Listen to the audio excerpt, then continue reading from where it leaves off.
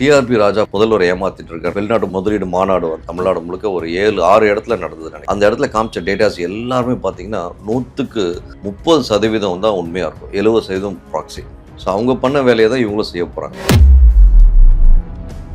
காங்கிரஸுக்கு முக்கியத்துவம் கொடுத்தார்களா, திமுக கொடுத்தார்களா பார்த்தீங்கன்னா 100ல் 95% கொடுக்கல, 5% போனால் போதும் கூட வச்சுருந்தாங்க. இப்போ இவங்க 20% வச்சுருக்காங்க காங்கிரஸ். அந்த நிலைப்பாடு தான் என்னோட நிலைப்பாடு. FSSAI வந்து முதல் முறையா லிக்கரை நேற்று தடை வச்சிருந்தாங்க. இன்னைக்கு அந்த தடையை எடுத்துட்டாங்க. அப்புறம் 24 மணி நேரத்தில் வந்து ஒரு தடையை நீக்கிற அளவுக்கு அவ்வளோ ஸ்பீடாக என்ன நடந்தது? விக்னேஷ் அவர்கள் இது பதில் சொல்லி ஆகணும். FSSAI ஒரு சிஸ்டமேட்டிக்காக நடக்குதா அப்படின்றது உண்மையிலேயே வந்து ஒரு நம்பகத்தன்மை குறைஞ்சு போன மாதிரி. ஏன்னா 24 ஹவர்ஸில் வந்து பிளாக் பண்ண ஒரு லெக்யூரை உடனே திருப்பி ரிலீஸ் பண்ணுறானுங்க அப்படின்னா அப்போ என்ன நடக்குதுன்றது நமக்கு ஒரு சந்தேகத்தோடு போகிறாங்க. இப்போ அந்த மாதிரி கார்கே அவர்கள் பண்ணிட்டு வந்ததுக்கப்புறம் தண்ணி ஊற்றி நீ கழுவுறனா அப்புறம் இனிமேல் வந்து நாட்டில் வந்து நீ டிஜிட்டல் இந்தியான்னு சொல்லி பேசக்கூடாது, தீண்டாமல் ஒழிச்சிட்டோம் புளிச்சிட்டோம்னு சொல்லி என் தமிழ்நாட்டில் எவனும் பேசக்கூடாது. அதுதான் என்னோட பார்வையாக. சனாதன எதிர்ப்பு தான் திமுக அப்படின்னு சொல்லி ஸ்ட்ராங்காக சொன்னேன். அந்த திமுக கூட ஒரு தனி மனுஷனுக்கு இந்த பிரச்சனை வரும்போது வாய் திறக்காமல் இருக்கிறது உண்மையிலேயே வருத்தத்துக்கு ஒரு என்பதை பார்க்க. சார் வணக்கம் சார். வணக்கம். எப்படி சார் இருக்கீங்க? நல்லா இருக்கேன். நீங்கள் எப்படி இருக்கீங்க? நல்லா இருக்கேன் சார்.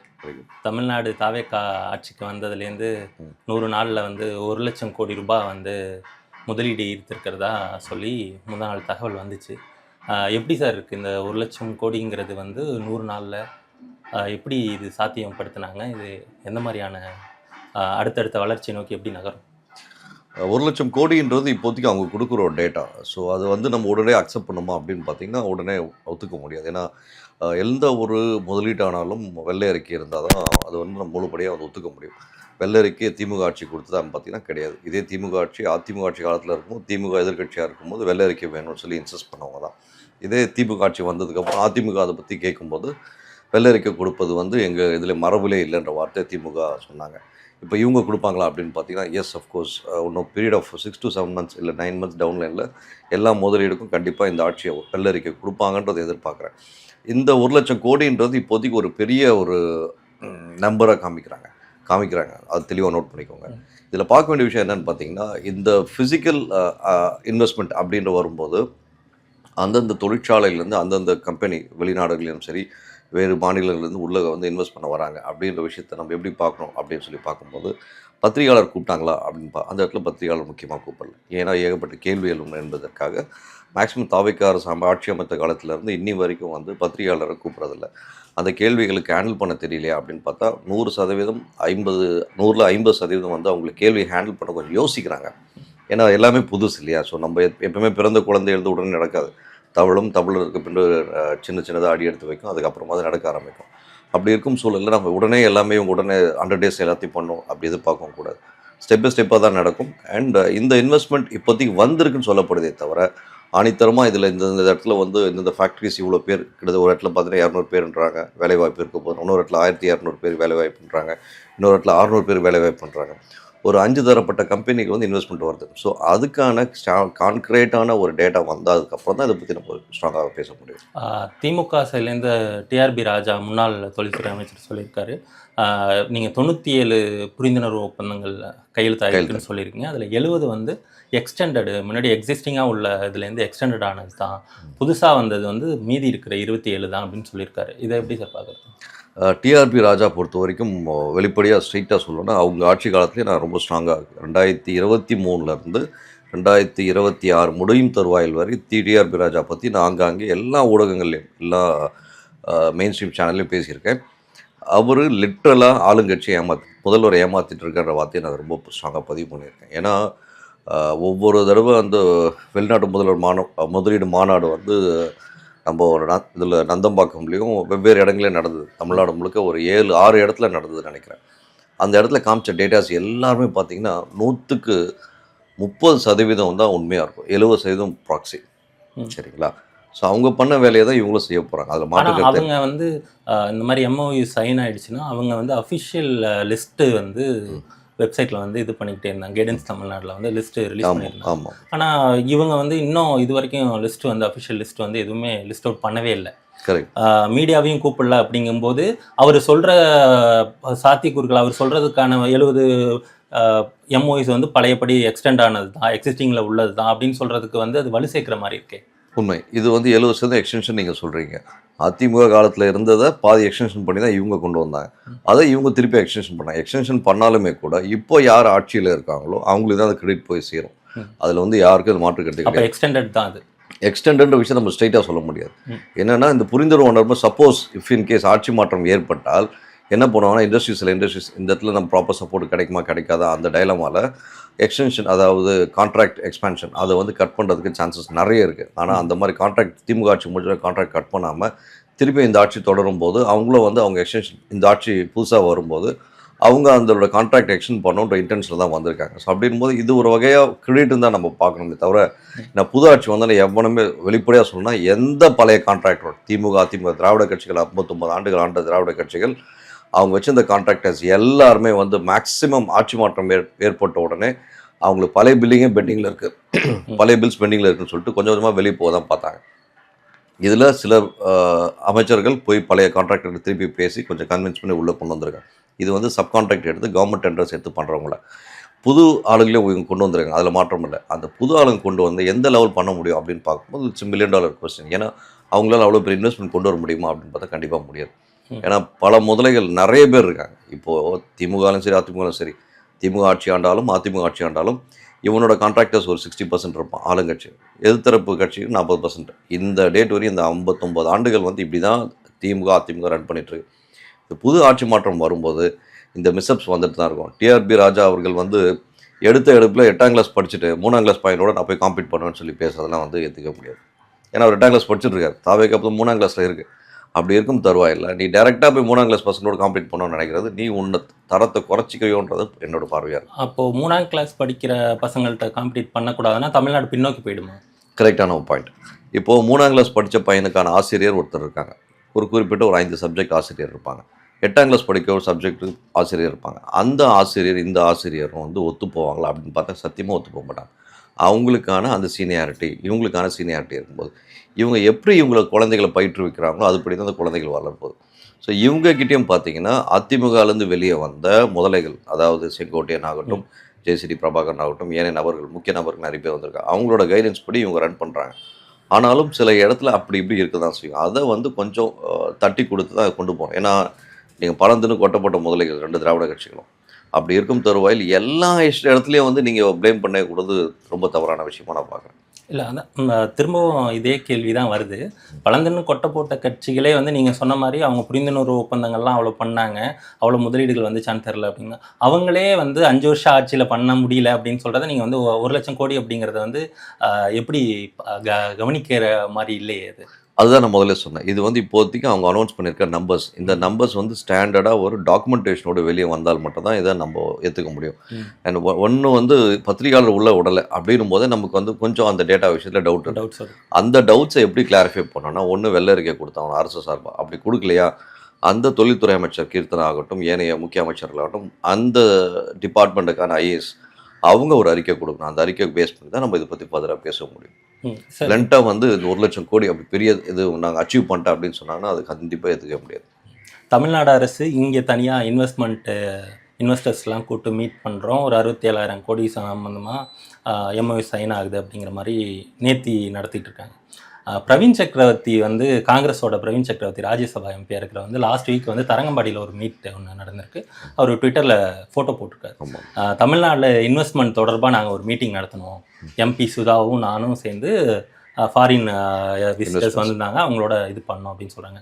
இவருக்கும் தமிழ்நாடு அரசு இன்வெஸ்ட்மெண்ட்டுக்கும் என்ன சம்மந்தம், எதனால் அவர் இப்படி போடுறாரு, அப்படி போட்டும் தாவேகா சார்பாக எந்த விதமான பதிலுமே அதுக்கு எந்த விதமான கருத்தும் வரல, அதுக்கு எதிர்ப்பும் வரலையே, இதை எப்படி பார்க்குறது? இதுக்கு வந்து நம்ம கருத்துன்னு எதிர்பார்க்க கூடாதுன்னு தான் நான் பார்க்குறேன். ஏன்னா பிரவீன் சக்கரவர்த்தி எப்பவுமே அவர் ஏற்கனவே செல்வ பிறந்தகி காங்கிரஸ் கட்சி தலைவராக இருக்கும்போது பிரவீன் சக்கரவர்த்தி யார் அப்படின்னு கேட்ட ஒரு மனிதர் தான். அப்போது எம்பி கிடையாது அவர். இப்போ தாவேகா ஆட்சி வந்ததுக்கப்புறம் தான் வந்து ராஜ்யசபா எம்பியாக வந்து உள்ளே கொண்டு வராங்க. அப்படி இருக்கும் சுச்சுவேஷனில் பிரவீன் சக்கரவர்த்தியோட ஃபேக்டர் மெயினாக நம்ம கன்சிடர் பண்ணுவோம் அப்படின்னு பார்த்தா கண்டிப்பாக அவசியம் இல்லைன்னு எனக்கு தோணுது. ஏன்னா அந்த கட்சியோட மாநில தலைவர் இதை பற்றி பேசினாலும் இல்லை மாநிலத்தில் இருக்கக்கூடிய முதல்வர் சார்ந்த நபர்கள் அடுத்தடுத்து இருக்கக்கூடிய இணையமைச்சர்கள் காங்கிரஸை கண்டுக்க வேணான்னு சொல்கிறீங்க. கண்டுக்க வேணான்ற வார்த்தையை நான் ஸ்ட்ரெயிட்டாக சொல்கிறதுக்கு பதிலாக காங்கிரஸுக்கு முக்கியத்துவம் கொடுத்தார்களா, திமுக கொடுத்தார்களா பார்த்தீங்கன்னா 100ல் 95% கொடுக்கல. 5% போனால் போதும் கூட்டில் வச்சுருந்தாங்க. இப்போ இவங்க 20% வச்சுருக்காங்க காங்கிரஸ். அந்த நிலைப்பாடு தான் என்னோட நிலைப்பாடு. இன்னைக்கூட காங்கிரஸ் சார்பாக தான் தகைசால் தமிழர் விருது வந்து கொடுத்துருக்காங்க. ஆமாம். 20%ங்கிறத இன்னும் கொஞ்சம் அதிகப்படுத்திக்கலாமா? அப்போ அப்படி சொல்ல முடியாது. இது சில விஷயங்களில் வந்து காங்கிரஸில் வந்து ஏன்னா தமிழ்நாடை பொறுத்த வரைக்கும் ஆல் ஓவர் இந்தியாவிலே வந்து காங்கிரஸ் ஒரு மிகப்பெரிய கட்சி. சுதந்திரத்துக்கு முன்னாடியே வந்து தொடங்கப்பட்ட கட்சி, சுதந்திரத்துக்காக தொடங்கப்பட்ட கட்சி. அந்த கட்சியிலேருந்து தான் தலைவர்கள் எல்லாம் உருவானது. அப்படி இருக்கும் சூழ்நிலை புதிய நீதி கட்சின்னு சொல்லிட்டு தமிழ்நாட்டில் முதல்ல இருந்தது. அந்த நீதி கட்சியோட கண்டினியூட்டியாக தான் திமுகன்ற ஒரு கட்சி வருது. ஸோ இவங்க எல்லாத்துக்கும் ஸ்ட்ராங்கான எதிர்ப்பாக வந்து ஒரு ஸ்ட்ராங்கான பேஸாக இருந்தது காங்கிரஸ் கட்சி. காமராஜர் ஐயா போல் ஒரு முதல்வர் தமிழ்நாட்டில் இனி வருவாரா என்பது $1 மில்லியன் கொஸ்டின். அந்த மாதிரி ஒரு பெருந்தலைவர்களாக இருந்தக்கூடிய கட்சி காங்கிரஸ். அதில் வந்து அங்கே ஒன்று இங்கே ஒன்று கொஞ்சம் நல்லவங்க நிறைய பேர் இருக்கிறாங்க. ஸோ அதை வந்து கரெக்டாக ஐடென்டிஃபை பண்ணி கொடுக்குறாங்க. ஏன்னா காங்கிரஸில் வந்து பார்த்தீங்கன்னா எந்த பொறுப்பில் தான் உடனே தலைவர் பொறுப்பு ஈஸியாக அங்கே கிடைச்சிடுது. யார் சார் அந்த நல்லவர்கள்? அது நீங்கள் தான் புரிஞ்சுக்கணும். இல்லை, நீங்கள் தான் pinpoint பண்ணல. என்னோட பாயிண்ட்ல ஒரு சிலர் இருக்காங்க அப்படியே, ஒரு சிலர் யாரு? ஒரு சிலர் மட்டும் தான் நான் பர்டிகுலர் அந்த 3 பேர் மட்டும் நான் சொன்னேன். மிச்ச ஆட்கள்லாம் நம்ம கிட்ட வீக வெறு கொண்டு காங்கிரஸ்ல 3 பேர் தான் வந்து அது என்னோட பார்வையில் இருக்கு. நான் 3 பேரை தான் ஒரு முக்கிய ஒரு தலைவராக பார்க்குறேன் காங்கிரஸ். மிச்சம் எல்லாரும் தலைவர் இல்லையான்னு கேட்டால் கண்டிப்பாக எனக்கு கிடையாதுன்னு நான் பார்க்குறேன். ஏன்னா அந்த ஆட்டிடியூட், அந்த காங்கிரஸ்காரனா அந்த திமிர் இருக்கும், அந்த மிடுக்கு இருக்கும். அந்த மிடுக்கு எல்லார்ட்டையும் இருக்கான்னு பார்த்தா சத்தியமாக கிடையாது. அதோட முடிஞ்சு போச்சு. 1970-80களோட முடிஞ்சு போச்சு. அதுக்கப்புறம் இருக்கிறதுலாம் ஒருத்தர் 2-3 பேர் கொஞ்சம் இருக்கு, அவ்வளோதான். சரி, இப்போ MMDR சட்ட திருத்தம் வந்து 10ஆம் தேதி இது பண்ணியிருக்காங்க, தாக்கல் பண்ணி பில் பாஸ் பண்ணிட்டாங்க. எந்த விவாதமும் இல்லாமல் பாஸ் பண்ணிட்டாங்க. அது குறித்து தாவேக்கா வந்து என்ன ஸ்டாண்ட் எடுப்பாங்க சார்? ஏன்னா இவங்க வந்ததுக்கப்புறம் அந்த கனிம வளத்தில் வந்து அதிகமான நாங்கள் வந்து கெடுபிடி மெயின்டைன் பண்ணுறாங்க, வெளிமாநிலங்களுக்கு ஏற்றுமதியை இது பண்ணியிருக்காங்க, நிறையா ரெகுலேட் பண்ணிக்கிட்டே இருக்காங்க. அது மூலயமா அவரை இன்கம் சோர்ஸை வந்து அதிகப்படுத்தணும் அப்படின்லாம் சொல்கிறாங்க. ஆனால் எம்எம்டிஆர் இது வந்து டோட்டலாக வந்து மாநில சுயாட்சிக்கு எதிராக இருக்கிற மாதிரி இருக்குது. மாநிலத்தோட நிதி சுமையை அதிகப்படுத்துகிற மாதிரியும் பொருளாதார சுதந்திரம் இல்லாத ஒரு நிலையிலையும் அது இருக்கிறதா பார்க்கப்படுது. அப்படி இருக்கும்போது இதை வந்து தாவேக்கா எப்படி அணுக போகிறாங்க? பில் பாஸ் பண்ண உடனே இவங்க வந்து ஒரு அப்போசிஷன் தெரிவிப்பாங்க அப்படின்றது எல்லாரும் எதிர்பார்த்தாங்க. ஸோ இது தெரிவிக்கலாம். ஏனென்றால் ஏற்கனவே இந்த நீட்டுக்காகட்டும், அதுக்கப்புறம் டீலிமிட்டேஷன் ஆகட்டும், இந்த மாதிரி விஷயங்கள் எல்லாத்துக்கும் அப்புறம் FCRA ஆக்ட், இந்த 3த்துக்கும் வந்து உடனடியாக எதிர்ப்பு தெரிவித்தாங்க. MMDRல ஏன் தெரிவிக்கல அப்படின்றது எல்லாரோட கேள்வியாக இருக்குது. எல்லாரும் வந்து அதை உள்நோக்கி பார்க்க ஆரம்பிச்சு. நான் கிட்டத்தட்ட ஒரு 26-27 ஆண்டுகளாக வந்து இந்த கனிம வள கொள்ளையை பற்றி அதிமுக ஆட்சியில், எல்லாம் திமுக ஆட்சி தான் கனிம வள கொள்ளைன்னு சொல்கிறாங்க. அதிமுக ஆட்சியிலேருந்து எல்லா 2 திராவிட கட்சிகள் ஆதி காலத்துலேருந்து இந்த கனிம வள கொள்ளையில் ரொம்ப எக்ஸ்பர்டைஸ். இன்றைக்கும் ஏன்னா நம்ம நிறைய சமூக பத்திரிகையாளர் உட்பட அந்த திருநெல்வேலி கன்னியாகுமரி பெல்ட்டில் காலங்காத்தால் 5:30 மணிலேருந்து 9:30 மணி வரைக்கும் டிம்பர் லாரி அப்ராக்சிமேட்டாக 230 டிம்பர் லாரி போகுதுன்னு சொல்லி ஒரு பத்திரிகையாளர் வீடியோ எடுத்து போட்டார். அந்த பத்திரிகையாளர் சாகடிச்சிட்டாங்க, தெரியுமா? இந்த மாதிரி எத்தனையோ சமூக ஆர்வலர்கள் நிறைய கம்ப்ளைண்ட்ஸ், ஆன்லைன் கம்ப்ளைண்ட்ஸ் எல்லாம் கொடுத்தோம். அந்த கம்ப்ளைண்ட் ரெக்கார்டே இல்லாமல் பண்ணியிருக்காங்க. அப்போ அதெல்லாம் யார் பண்ணான்னு கேள்வி எழுது. இப்படி இருக்கும் சூழலில் எல்லாம் பெரும் முதலைகள், அதில் ரொம்ப பெரிய முதலைகள் இன்வால்வ் ஆகிருக்கு. அதில் போய் இப்போ கை வச்சா இவங்களுக்கு தேவையில்லாத பிரச்சனைகள் வருமோ அப்படின்ற ஒரு பயம் சொல்ல முடியாது. அதில் இப்போதைக்கு இறங்க வேணாம், லெட் இட் பி தேர் சொல்லி விட்டு வச்சுருக்காங்களோன்னு தான் தோணுது. ஒன்று. 2வது, அதுக்குன்னு தாவேக்கா அரசு பயப்படுதா அப்படின்னு பார்த்தா எனக்கு தெரிஞ்சு பயப்படக்கூடிய அரசு மாதிரி தெரியல. ஒன்று, ஏன்னா சட்டசபையில் திரு விஜய் அவர்களோட நிலைப்பாடுன்னு சொல்கிறத விட அவரோட பேச்சு வந்து கம்மியாக இருக்குன்னு சொல்லி எதிர்கட்சிகள் சொன்னாலும் அவர் பேசுகிற நேரத்தில் எழுந்து இவங்க வாக் அவுட் பண்ணிட்டு போகிறது வந்து உள்ளபடி ஏற்றுக்கொள்ள முடியாது. ஸோ இன்னைக்கு இந்த கூட்டத்தொடரில் அப்படி எதுவும் வாக் அவுட் பண்ண மாதிரி தெரியல. பண்ணலை. இந்த தடவை ஏன் பண்ணலன்னா, போன தடவை போனதுக்கு நாங்கள் எங்களை மாதிரி பத்திரிகைகள் நிறைய பேர் நிறைய விஷயங்கள் பேசிட்டோம். நான் கிட்டத்தட்ட ஒரு 7-8 சேனலில் பேசியிருக்கேன். பத்திரிகையாளர் மணி அவர்கள் பேசியிருந்தார், நண்பர் கோட்டீஸ்வரன் பேசினேன். எல்லாரும் வந்து நின்று பேசணுங்க, நின்று ஃபேஸ் பண்ணாங்க அப்படின்னு சொன்னாங்க. அதனால அந்த விஷயத்துக்காக நாங்கள் உண்மையிலே திமுக இந்த இடத்துல பாருங்கள். ஏன்னா தமிழ்நாட்டிலேயே இந்தியாவிலேயே வந்து தரமான எதிர்கட்சி எதுன்னு பார்த்தீங்கன்னா திமுக தான். வேறு எந்த கட்சியும் அவ்வளோ தரமான எதிர்கட்சி கிடையாது. இன்ஃபேக்ட் ஏடிஎம்கே கூட கிடையாது, காங்கிரஸ் கூட கிடையாது. எந்த இடத்துலையும் அவ்வளோ தரமான எதிர்கட்சியாக செயல்படுறது திமுக மட்டும்தான். அப்படி இருக்கும் சூழலில் இந்த தடவை கரெக்டாக கொஞ்சம் உட்காந்துருக்காங்க. இதில் வந்து அடுத்தடுத்த நகர்வுகள் எப்படி இருக்கும் அப்படின்னு பார்க்கும்போது இந்த MMDR விஷயத்துக்கு இவங்க வந்து திருப்பியும் செக்ரட்டரியேட் கூடும்போது இதை ரைஸ் பண்ணும். ஏன் பண்ணல அப்படி? ஏன்னா எல்லாத்துக்கும் வந்து பொதுவாக தீர்மானத்தை நிறைவேற்றுறாங்க சட்டசபையில். அப்படி இருக்கும் தருவாயில் இதையும் வந்து நிறைவேற்றப்படாத, அதாவது லிஸ்ட்டில் பார்லிமெண்ட் செஷன் நடந்துட்டு இருந்துச்சு, அந்த லிஸ்ட்லேயே இல்லாத டீலிமிட்டேஷனுக்கு வந்து தீர்மானம் ஒன்று நிறைவேற்றுறாங்க.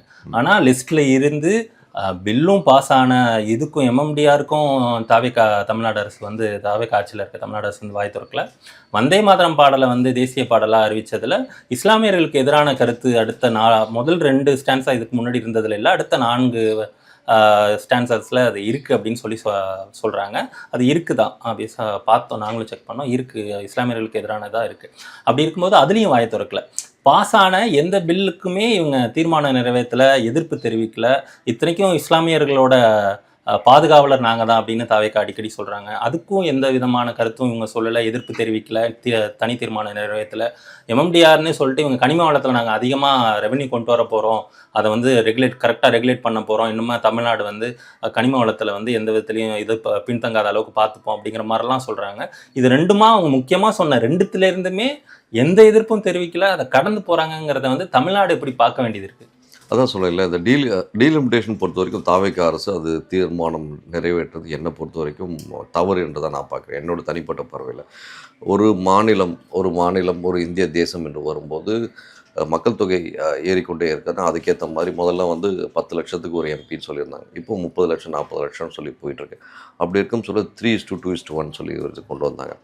ஸோ இந்த சூழலில் மக்கள் தொகை ஏற்கும்போது நம்மளோட பேண்ட்வித் சைஸ் இன்க்ரீஸ் ஆகுதுன்னா பை டிஃபால்ட்டாக வந்து எம்பின்ற சைஸை இன்க்ரீஸ் பண்ணி தான் ஆகணும். ஒன்றே சிம்பிளான எக்ஸாம்பிள், தமிழ்நாட்டில் ஒரு டிபார்ட்மெண்ட் எடுத்துக்கலாம், இபி டிபார்ட்மெண்ட் எடுத்துக்கலாம், இல்லை கார்ப்பரேஷன் எடுத்துக்கலாம். ஃபஸ்ட்டு வந்து ஜூனியர் லெவலில் இருக்காங்க, அப்புறம் சூப்பர்வைசர், அப்புறம் வந்து JE, AE, AE square, EE square, அதுக்கு மேலே வந்து சேர்மனு, டைரக்டர், மேனேஜிங் டைரக்டர், அதுக்கு மேலே வந்து ஒரு சேர்மனு, அதுக்கு மேலே வந்து ஒரு கலெக்டரு, அதுக்கு மேலே வந்து ஒரு அமைச்சர், இணையமைச்சர், அப்புறம் மெயின் அமைச்சர். 12 பேர் இருக்கிறாங்க ஒரே ஒரு டிபார்ட்மெண்ட்டுக்கு, 12 செக்டார். இதில் வந்து பார்த்திங்கன்னா அந்த சேர்மன் கேட்டகரி வரைக்கும் மாவட்டம் வாரியாக தனித்தனியாக இருக்கிறாங்க. இவங்கெல்லாம் என்ன வேலை செய்ய போகிறாங்கன்னு நினைக்கிறீங்க? ஒரு காமெடி கூட வந்து பார்த்திங்களா, ரோடு சரியாக இருக்கான்னு பார்க்கணும், எலக்ட்ரிசிட்டி அதாவது தெருவிளக்கு கரெக்டாக இருக்கான்னு பார்க்கணும், காவாய் ட்ரைனேஜ் ஃபெசிலிட்டிஸ் பர்ஃபெக்டாக இருக்கான்னு பார்க்கணும். இந்த வேலையை பார்க்குறது இத்தனை ஹைரார்கி எதுக்கு? இது எல்லாத்துக்கும் போக தனியாக வந்து ஸ்டோர்ஸுன்னு தனியாக இருக்கும், அதுக்கு தனியாக ஒரு கலெக்டர் வேறு போட்டிருப்பாங்க. அதெல்லாம் பார்த்துருக்கீங்களா? ஆனால் ஸ்ட்ரக்சர் இப்படி தானே சார் இருக்குது, இந்தியாவோட கவர்மெண்ட் ஸ்ட்ரக்சர் இப்படி தானே. ஸ்ட்ரக்சர் மக்கள் தொகை நீங்கள் தான் சொல்லும்போது சொன்னீங்க, மக்கள் தொகை இப்போ அதிகமாக இருக்குது. மக்கள் தொகையும் அதிகமாகுது அப்படிங்கும்போது அதிகாரிகளோட அரசு ஊழியர்களோட தேவையும் அதிகமாக தானே இருக்குது. அரசு இயந்திரம், அரசியல் இயந்திரம், சரிங்களா? இந்த அரசு இயந்திரத்தில் இவ்வளோ அதிகாரிகள் தேவையா அப்படின்றது யாராவது உட்காந்து யோசிச்சாங்களா? ஒவ்வொரு அரசு இயந்திரத்தில் இருக்கக்கூடியவருக்கு மினிமம் ஏ கேட்டகரியில் இருக்கிற சம்பளம் 1,46,000 ரூபாய், சரிங்களா? அப்ராக்சிமேட்டாக இது சம்பளம் மட்டும். மிச்ச விஷயத்தை பற்றி கெம்பளம் மூலலை பற்றி நான் தலையிடவே இல்லை, அத்தனையாக நான் பேசுகிறேன். 1,46,000 ரூபாய் சம்பளம் வாங்குறான். ஏஇ ஆகட்டும், ஏஇ ஸ்கொயர் ஆகட்டும், அவங்களுக்கு லெவலுக்கு ஏற்ற மாதிரி அவங்களுக்கு ஒரு சேலரி வாங்கிட்டு போகிறாங்க. இப்படி இருக்கிற தருவாயில் இதெல்லாம் மக்களோட வரி பணம், மக்கள் வரி பணத்தை கொண்டு போகிறீங்க. இப்போ எக்ஸ்டென்ஷன் பண்ணும்போது இப்போ கான்சன்ட்ரேஷன் அதிகமாக இருக்கும். அதே அமைச்சர் வந்தாலும் மினிஸ்டர் எம்பியாக போட்டாலும் அதே வேலை தான் செய்ய போகிறாங்க. கொஞ்சம் எக்ஸ்டென்ஷனாக அவங்க இன்னும் கொஞ்சம் ஸ்ட்ராங்காக பேச முடியும். ஒரு 2 பேருக்கு எடுத்து ஒரு விஷயத்துக்காக குரல் எழுப்பும்போது 5 பேராக சேர்ந்து குரல் எடுக்க இன்னும் வலிமை ஜாஸ்தியாக இருக்கும் அப்படின்றது என்னோட பார்வையாக இருக்குது. நாடாளுமன்றம் தமிழ்நாட்டு விஷயத்துக்கு தேவையான விஷயங்களுக்கு குரல் எழுப்பும்போது இன்னும் ஒரு 20 எம்பி 30 எம்பி அதிகமாக இருந்தால் இன்னும் கொஞ்சம் ஸ்ட்ராங்காக இருக்கும்ன்றது நம்மளுடைய பார்வையாக இருக்குது. சரி, இப்போது நம்ம ஃபஸ்ட்டு இன்வெஸ்ட்மெண்ட் பேசணும் அப்படிங்கிறனால திரும்ப அதில் ஒரு கிளாரிஃபிகேஷன் வேணுங்கிறதுனால கேட்குறேன். இன்வெஸ்ட்மெண்ட் ரிலேட்டடாக வந்து பிஸ்னஸ் ஸ்டாண்டர்ட் வந்து லாஸ்ட் ஜூலை 31 ஒரு ஆர்டிக்கிள் ஒன்று ரிலீஸ் பண்ணுறாங்க. அதில் பார்த்தீங்கன்னா நமக்கு தேர்தல் நடந்த மாதிரி வெஸ்ட் பெங்கால், கேரளாலாம் தேர்தல் நடந்துச்சு, எல்லாருமே புது சிஎம் தான். அவங்களோட வந்து ஃபஸ்ட் குவார்ட்டரில் வந்து இன்வெஸ்ட்மெண்ட் டைட் வந்து +3 டிஜிட்ஸில் இருக்குது. ஆனால் தமிழ்நாடோட வந்து -2 டிஜிட்ஸில் போயிடுச்சு, -78 என்னமோ அந்த ரேஷியோவில் கீழே இறங்கிடுச்சு, பயங்கர டவுன்ஃபாலில் இருக்குது. அப்படி இருக்கும்போது இந்த அறிவிக்கப்படாமல் திடீர் இன்வெஸ்ட்மெண்ட்டு இந்த இது நடத்தினதோ பத்திரிகையாளர்களை உள்ள விடாதோ இந்த பிரச்சனையை வந்து அந்த ஆர்டிக்கலை மறைக்கிற மாதிரி அது பெரிய பேசு பொருளானுச்சு. அதை மறைக்கிறதுக்காகவோ இல்லை அதை வந்து நீர்த்து போக செய்கிறதுக்காகவோ இந்த இதை நடத்திருக்காங்கன்னு எடுத்துக்கலாமா? இன் ஜென்ரலாக ஒரு பத்திரிகையாளர் என்ற முறையில் என்ன கேட்டிங்கன்னா அப்படி தான் நான் எடுத்துக்கணும்னு சொல்லுவேன். நான் வெளிப்படையாக சொல்லணும், அதான் சொல்லணும். ஆனாலும் இப்போ தமிழ்நாட்டில் ஆந்திரா ஆகட்டும், கர்நாடகா ஆகட்டும், ஏனைய மாநிலமாகட்டும், அங்கெல்லாம் பார்த்திங்கன்னா இந்த லெவலில் ஆஃப் ஊழல் இருக்கா அப்படின்னு பார்த்திங்கன்னா சத்தியமாக கிடையாது. ஏன்னா இந்தியா முழுக்க நான் 8 மாநிலங்களில் தனிப்பட்ட முறையில் தேர்தல் நேரத்தில் போய் கிரவுண்ட் ஒர்க் பண்ணிட்டு வந்ததுனால இவ்வளோ ஸ்ட்ராங்காக சொல்ல முடியும். ம். அங்கே ஓட்டுக்கு பணம் கொடுக்குறாங்களா பார்த்தா கண்டிப்பாக கிடையாது. 100லேருந்து 85.9% கொடுக்கறது கிடையாது. தமிழ்நாட்டில் தான் அதிகமான வந்து வாக்குக்கு பணம்ன்றது அதிகமாக போகுது. இதில் இந்த இண்டஸ்ட்ரியல்ஸ்னு வரும்போது வெளிநாட்டிலேருந்து இவங்க புரிந்துணர்வு ஒப்பந்தம் போடுறதுக்கு முன்னாடி ஒரு 10 டிஸ்கஷன் போயிட்டு வந்துருவானுங்க எல்லா கம்பெனிஸ்கிட்ட. பேசிட்டு கட்சி அதான் பார்ட்டி ஃபண்டுக்குன்னு இவ்வளோ, மினிஸ்டர் ஃபண்டுன்னு இவ்வளோன்னு சொல்லி தனியாக வாங்கிக்கிறானுங்க. இது வரைக்கும் நடந்திருக்கு தமிழ்நாட்டில். இல்லைன்னு சொல்லி யாரும் உத்தம மாதிரி பேசினாங்கன்னா இப்போ அப்படி கடவுள் தான் பதில் நடக்கிறது சொல்லணும். இப்போ எனக்கு தெரிஞ்சு அது நடக்கிறது இல்லைன்னு சொல்லி எல்லாம் சொல்கிறாங்க. நேத்தி நடக்கிறது இல்லைனாவே நம்ம வச்சுக்கலாம் ஒரு விதத்தில். அப்படி இல்ல சார். அவங்க நேத்தி வந்து டாஸ்மாக்ல வந்து 11 வகையான மதுக்களுக்கு வந்து தடை விதிச்சு எஃப்எஸ்எஸ்ஐ இது பண்ணி எஃப்எஸ்எஸ்ஐ வந்து முதல் முறையா போய் ஒரு லிக்கரை இது பண்ணி நேத்தி தடை விதிச்சிருந்தாங்க. இன்னைக்கு அந்த தடையை எடுத்துட்டாங்க. இதை எப்படி பார்க்கறது? 24 மணி நேரத்தில் எப்படி எஃப்எஸ்எஸ்ஐ வந்து ஒரு இவங்க வந்து ஒரு நிறமி எக்ஸ்ட்ரா சேர்க்குறாங்க இதெல்லாம் சொன்னதுக்கப்புறம் 24 மணி நேரத்தில் வந்து ஒரு தடையை நீக்கிற அளவுக்கு அவ்வளோ ஸ்பீடாக என்ன நடந்திருக்கும்? எஃப்எஸ்எஸ்ஐ பொறுத்த வரைக்கும் ஒரு பிரியாணி கடையில் வந்து பல்லி விழுந்துச்சு, இல்லை கரப்பாம்பூச்சி விழுந்துச்சு அப்படின்னா அந்த எஃப்எஸ்எஸ்ஐ உடனே போய் இது மானிட்டர் பண்ணி அது ஃபுட் வெரிஃபிகேஷன் எல்லாம் பண்ணி முடிச்சு என்ன பண்ணுறாங்க, உடனடியாக வந்து ஒரு 5 நாள் 6 நாள் சீல் வைக்கிறாங்க. 7வது நாள் இவங்க கார்ப்பரேஷன் கட்ட வேண்டிய பெனால்ட்டி ஃபைன் எல்லாத்தையும் கட்ட வச்சுட்டு அதுக்கப்புறம் யார் யார்கிட்ட என்னென்ன அட்ஜஸ்ட்மெண்ட் பண்ணுமோ எல்லாமே பண்ணி முடிச்சுட்டு திருப்பியும் 7வது நாள் மேக்ஸிமம் எந்த ஹோட்டல்ஸும் அப்படி தான் திறக்கிறாங்க. சில ஹோட்டல்ஸ் 30 நாள் வரைக்கும் போகுது. கொஞ்சம் நேர்மையாக நாங்கள் எவ்வளோ லஞ்செலாம் தரமாட்டோம் சொல்கிற ஹோட்டல் 30 நாள் வரைக்கும் போகுது. இந்த ஒரு டாஸ்மார்க் விஷயம் பொறுத்த வரைக்கும் இது உட்கொள்ளக்கூடக்கூடிய ஹோட்டல் மாதிரி இது ஒரு பொருள். இந்த பொருளானது கவர்மெண்ட்டுக்கு அதிகமாக ரெவென்யூ குறைஞ்சபட்சம் முதல்ல திமுக பீரியடில் ஒரு வருடத்திற்கு 45,000 கோடி வருமானம்னு சொல்லிட்டு சொன்னார். நடுவில் ஒரு பத்திரிகையாளர் நினைக்கிறேன் அவர் வந்து சொன்னார் இது கணக்கில் காமிக்கிறது மட்டும் தான் 40,000 கோடி, ஆக்சுவலாக 1,00,000 கோடி மேலே வந்து வருடத்திற்கு வருமானம் இது மூலமாக வருது. ஒயிட்டில் காமிக்கிறது 40,000 மிச்சம் பிளாக்ல அவ்வளோ போதுன்றாங்க. இது கடவுளுக்கு தான் வெளிச்சம், இது உண்மையிலே எவ்வளோ அமௌண்ட் வருதுன்னு சொல்லிட்டு. ஆனால் டாஸ்மார்க் விஷயத்தில் அமைச்சர் விக்னேஷ் வந்து கொஞ்சம் செயல்பாடுகள் ஓரளவுக்கு எனக்கு தெரிஞ்சு மிச்ச அமைச்சர்கள் நான் செந்தில் பாலாஜி பீரியட்லையும் பார்த்துருக்கேன். அதுக்கப்புறம் வந்த முத்துசாமி அவர்கள் ஆகட்டும், அதுக்கு முன்னாடி இருந்தவர்கள் அதிமுக பீரியடில் ஆகட்டும், எல்லாரையும் பார்த்து தான் வந்துட்டுருக்கேன். சரி அவங்களால அவுட் ஆஃப் கண்ட்ரோல் சில விஷயம் போகுது. ஏன்னா இந்த கரூரார் கும்பல் மிஸ்டர் செந்தில் பாலாஜி அவர்கள் செட் பண்ண அந்த விஷயமானது மிகப்பெரிய ரெவன்யூ பார்ட்டி ஃபண்டுக்கு போயிருக்கு. அதில் எல்லளவு மாற்றம் இல்லை. அதுக்கான வேலைகள் இடி பார்த்துட்ருக்கேன். அதை பற்றி ஆல்ரெடி கேஸ் எடுத்தால் நம்ம பேச முடியாது. அப்படி இருக்கும் சுச்சுவேஷனில் இந்த விக்னேஷ் அவர்கள் இப்போ எடுத்திருக்கக்கூடிய இந்த விஷயமானது கொஞ்சம் திருப்திகரமாக இருக்குது. ஆனாலும் இந்த 11 வகையான அந்த பிராந்தி, விஸ்கி, ஒடவர் அந்த விஷயங்களை வந்து ஏன் இப்போது வந்து 24 ஹவர்ஸில் இது பண்ணியிருக்காங்கன்னா ஏதோ ஒரு வகையான அண்டர்ஸ்டாண்டிங் போயிருக்குள்ள. அந்த அண்டர்ஸ்டாண்டிங் என்னன்றது நம்மளை மாதிரி ஆட்கள் தான் திரும்ப திரும்ப வந்து குத்திட்டே இருக்கணும். விக்னேஷ் அவர்கள் இது பதில் சொல்லி ஆகணும். எஃப்எஸ்எஸ்ஐ ஒரு சிஸ்டமேட்டிக்காக நடக்குதா அப்படின்றது உண்மையிலேயே வந்து ஒரு நம்பகத்தன்மை குறைஞ்சு போன மாதிரி இருக்குது. ஏன்னா 24 ஹவர்ஸில் வந்து பிளாக் பண்ண ஒரு லெக்யூரை உடனே திருப்பி ரிலீஸ் பண்ணுறானுங்க அப்படின்னா அப்போ என்ன நடக்குதுன்றது நமக்கு ஒரு சந்தேகத்தை உண்டு பண்ணுது. கார்கே வந்து உத்தரகண்டில் வந்து ஒரு இடத்துல போய் உரை நிகழ்த்திட்டு வந்ததுக்கப்புறம் அங்கே யாகலாம் பண்ணி அந்த இது சுத்தம் பண்ணுறது அந்த சனாதன இதில் வருது அப்படின்னு சொல்லி எல்லாரும் தமிழ்நாடு இந்தியா ஃபுல்லாக எல்லாரும் எதிர்ப்பு தெரிவிச்சிருக்காங்க. ஈவன் பிஜேபியிலேருந்தே கூட அப்போஸ் பண்ணியிருக்காங்க. டிவிகே வந்து ரொம்ப நட்பு சக்தி ரொம்ப க்ளோஸ்டாக இருக்காங்க. நீங்கள் சொன்ன மாதிரி அதிக முக்கியத்துவம் காங்கிரஸுக்கு கொடுக்குறாங்க. அப்படி இருந்தும் வந்து இந்த மாதிரி ஒரு தீண்டாமை நிகழ்வு வந்து ஒரு கூட்டணி கட்சி அதுவும் இந்திய தலைவருக்கு இந்திய அளவில் காங்கிரஸோட தலைவருக்கே நடக்குது அப்படிங்கும்போது அதுக்கு எதுவுமே வாயை திறக்காமலே இருக்காங்களே சார். பத்திரிகையாளர் மது அவர்கள்கிட்ட ஒரே ஒரு கேள்வி கேட்கணும்.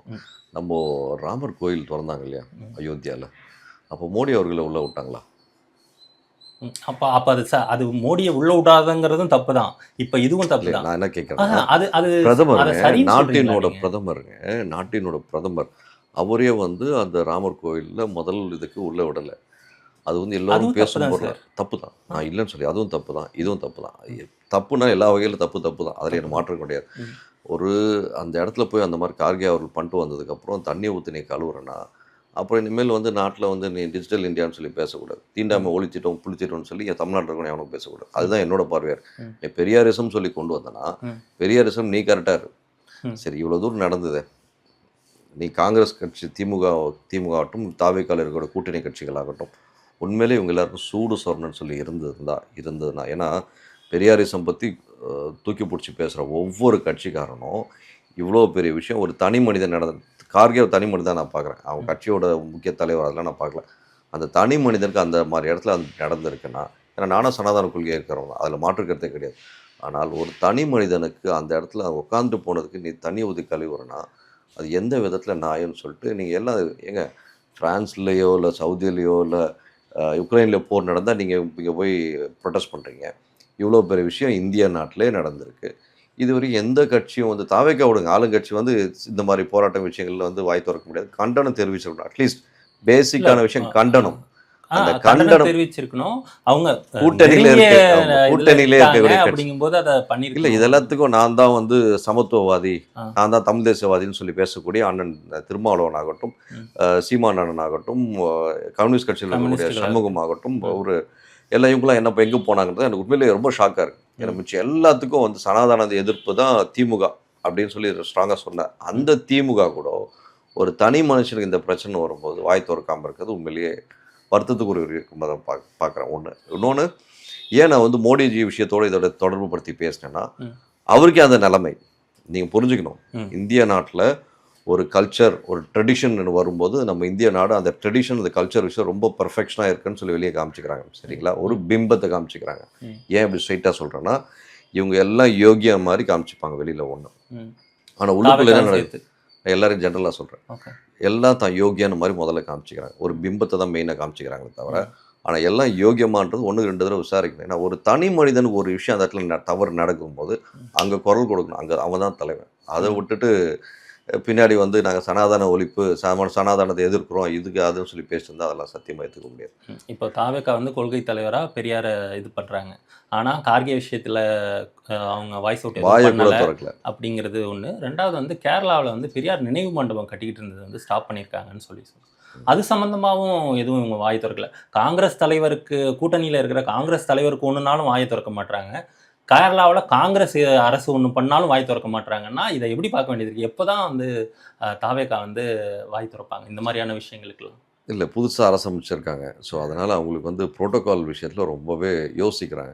இந்த விஷயத்துக்கு இதெல்லாம் நம்ம வாயை திறந்துட்டா நமக்கு கிடைக்க வேண்டியது கிடைக்காம போயிடும். இது எல்லாருக்கும் இருக்கிறதாங்க. இல்லை, கேரளாவில் வாயை திறக்கிறதுக்கு என்ன சார் சம்மந்தம் இருக்குது? கேரளாவில் பெரியார் மாநிலத்துக்கு வாய் திறக்கிறதுல என்ன சம்மந்தம் இருக்குது? கார்கேவுக்கு நடந்ததில் வாய் திறக்கிறதுல என்ன சம்மந்தம் இருக்குது? நீங்கள் யூனியன் கவர்மெண்ட்டை பகச்சிக்காம பாஜகவோட நாங்கள் வந்து இணைஞ்சு போகிறோம், அவங்களோட அணுகுமுறையை வந்து நாங்கள் வந்து பேச்சுவார்த்தையில் சரி பண்ணி போகிறோங்கிற நீங்கள் சொல்கிற லாஜிக்கை கூட நான் ஏற்றுக்கிறோம். ஆனால் கார்கேக்கு நடந்ததுக்கும் கேரளாவில் பெரியார் நினைவு மண்டபம் கட்டுறதுக்கும் ஃபண்ட்ஸ் இதாகிறதுக்கும் என்ன? இதில் மது நீங்கள் எடுத்துக்கணும் என்னென்னா, மாநிலத்தில் சுயாட்சி, மத்தியில் கூட்டாட்சி, இதுதான் வந்து கலைஞர் அவர்கள் அப்போவே வந்து காங்கிரஸ் எதிர்க்க நேரத்தில் கூட இந்த வார்த்தையை வந்து பதிவு பண்ணுறார். ஸோ அந்த ஒரு இது வரும்போது பாஜக எதிர்க்கணும் அப்படின்ற இன்டென்ஷன் இவங்களுக்கு வந்து ஃபர்ஸ்ட் ஆஃப் ஆல் ஃபோர்மோஸ்ட் இவங்களுக்கு கிடையாது. கொள்கை எதிரி மட்டும்தான் பாஜக. அரசியல் எதிரி திமுக, தாவேக்காவை பொறுத்த வரைக்கும். கொள்கை எதிரி பாஜக. கொள்கையில் மட்டும்தான் வேறுபடுறாங்க. ஸோ கொள்கை என்னன்ற விஷயத்தில் இவங்களோட டிரைவ் பண்ணி வச்சுருக்காங்க. அப்படி பார்த்தா நம்ம சொன்ன அந்த கனிமவள இதுக்கும் வந்தே மாதரம் பாடலுக்கும் அவங்களோட கொள்கையோட ஒத்து போகிறாங்களே இவங்க. எதுவுமே எதிர்ப்பு தெரிவிக்கலன்னா ஒத்து போகிறாங்கன்னு தானே சொல்கிற மாதிரி இருக்கு. அது silence is the biggest weapon. Yes. So என்ன விஜய் அவர்கள் வந்து வெற்றிக்கு வந்து சைலன்ஸாக இருந்தது. 2 வருஷமாக கட்சி ஆரம்பித்து சைலண்ட்டாக இருக்கார். அதுதான் மிகப்பெரிய ஆயுதம் விஜய்கிட்ட இருக்குன்னு சொல்லிட்டு நான் புதிய தலைமுறையாகட்டும் ஏனைய நியூஸ் சேனலில் சொன்ன ஒரு கருத்து.